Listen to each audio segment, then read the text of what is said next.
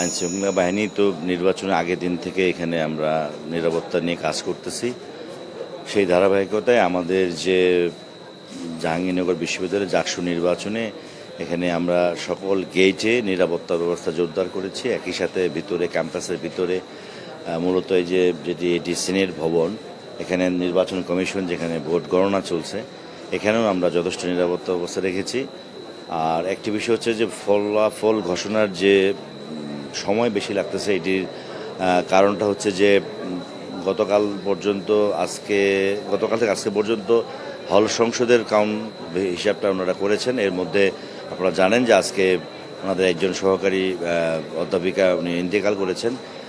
ওনার জানাজা এবং শোক জানানোর জন্য সকল শিক্ষক মহোদয়গণ সহ অন্যান্য ছাত্রছাত্রীবৃন্দ সকলেই ওখানে উপস্থিত ছিলেন। ওনার জানাজায় ওটি শেষ করতে সময় লেগেছে, ততক্ষণ বন্ধ ছিল। এরপরে বিকালে ওনাদের সাথে আমার নির্বাচন কমিশন যে বডিটা আছে আমার সাথে মিটিং হয়েছে। আমি ভিসি মহোদয়ের কাছে অনুরোধ করেছি যে ওনাদের টেবিল বাড়ানোর জন্য এবং ভোট গণনার যে যারা নিয়োজিত তাদের সংখ্যা বাড়ানোর জন্য। তো ওনারা এখন মোট 13টি টেবিলে, প্রতিটি টেবিলে 8 জন করে হিসেবে ওনারা গণনার সংখ্যা বাড়িয়েছে। ভোট গণনা এখন দ্রুত গতিতে চলছে। ওনারা আমাকে এটুকু নিশ্চয়তা দিয়েছে যে আজকে রাত্রের মধ্যে ইনশাআল্লাহ ওনারা শেষ করবেন। গণনা শেষ করলে ওনারা আপনাদেরকে ডেকে হয়তো ফলাফল জানিয়ে দিবেন। আর ফলাফল না জানানো পর্যন্ত আমাদের যে নিরাপত্তা ব্যবস্থা সেটা আমাদের অক্ষুণ্ণ থাকবে এবং আমরা সর্বোচ্চ নিরাপত্তা ব্যবস্থা নিয়েছি, যার ফলশ্রুতিতে এখানে কিন্তু কোনো ধরনের অপ্রীতিকর কোনো ঘটনা এখন পর্যন্ত ঘটে নাই।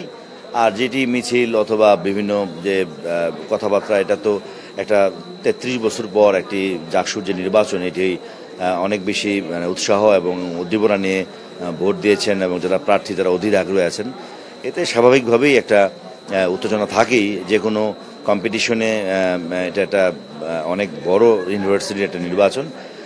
হয়তোবা আজকে রাতের মধ্যে ফলাফল পেয়ে গেলে এটা সকলেই হয়তো তখন যার যার মতো করে নিজের কর্মে ফিরবে। আমরাও আমাদের নিরাপত্তার যে যখন আমরা বুঝবো যে এখানে ফলাফল ঘোষণা করা হয়েছে এবং নিরাপত্তার আর কোনো সমস্যা নাই, তখন আমরাও আমাদের কর্মস্থলে ফেরত যাবো। আমরা আমাদের নিরাপত্তা ততক্ষণ পর্যন্ত বহাল রাখবো।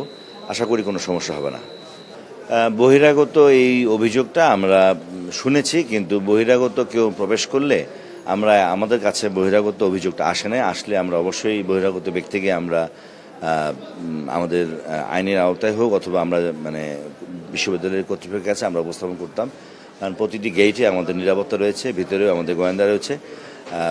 যেটি বলা হচ্ছে যে বাহিরে আপনার অনেক লোকজন আছে, অথবা আপনারা যেমনটি আপনারা প্রশ্ন করছেন যে টার্মটা আপনি ইউজ করলেন যে এখানে বাইরের লোক ভিতরে ঢুকছে, তো বাইরের লোক ভিতরে যে ঢুকছে এর কোনো তথ্য প্রমাণ আমাদের কাছে এখন দিতে পারে নাই। কারণ বাইরের লোক ভিতরে ঢোকার সুযোগ নেই। শুধু আপনারা গণমাধ্যম, পুলিশ এবং ইউনিভার্সিটির যারা এখানকার ভিতরের যারা আবাসিক, তারাই শুধুমাত্র আছে।